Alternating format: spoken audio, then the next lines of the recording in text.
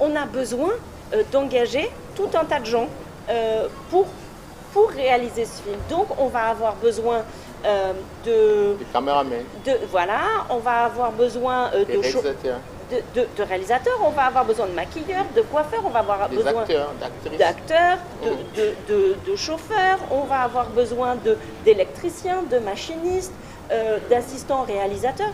Donc en fait, suivant la taille d'un projet, on peut engager en équipe technique à peu près, sur Muganga, ça a été ça. Ça a été à peu près une équipe technique de 100 personnes et en emploi direct et indirect, ça a été plus de 1000 emplois.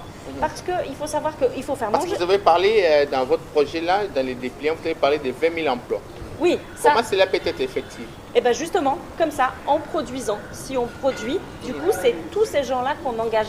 Plus les acteurs. Les acteurs sont payés au jour le jour, donc ils comptent dans ces emplois. Donc c'est vraiment ça. C'est plus on produit ici et plus on crée d'emplois. Et quand je dis emploi direct et indirect, direct c'est ceux qui travaillent sur le film avec nous, mais indirect c'est par exemple la personne qui nous loue les caméras. Ou la personne qui écrit les scripts. Lui, il travaille indirect ou direct? Non, il est direct. Il est direct. Lui, il est direct. Le scénariste aussi est direct. Et il est direct, exactement. L'acteur est direct. Exactement. Mais la personne comme Jean-Jacques Munganga qui vous apporte les caméras, c'est indirect. Ah non, là il est réalisateur, donc il est direct.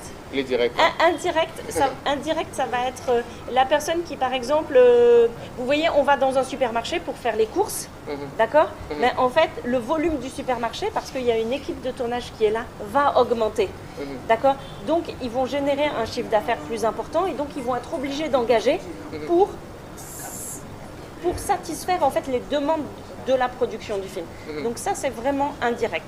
Et direct, c'est vraiment, par exemple, il y a des gens aussi qui cuisinent, il faut faire manger des gens. Donc, il y a tous ces gens-là qui vont venir, qui vont préparer à déjeuner, à dîner. Il y a les hébergements, quand on va aller dans les hôtels, etc. Donc, voilà, c'est tous ces emplois-là qui font qu'on arrive et ça va très très vite. Parce qu'on a vraiment besoin de beaucoup de personnes quand on fait un film. Donc, l'idée...